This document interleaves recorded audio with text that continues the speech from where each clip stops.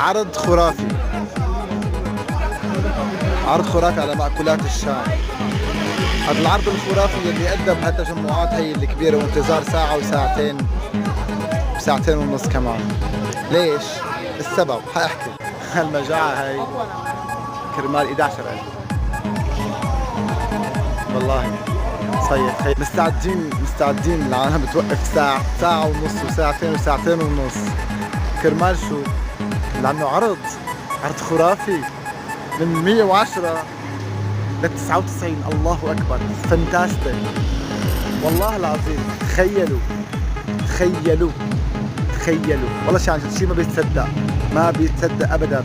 في عالم عم تسحب طلباتها، وقفت ساعة ونص وما أخذت لسه.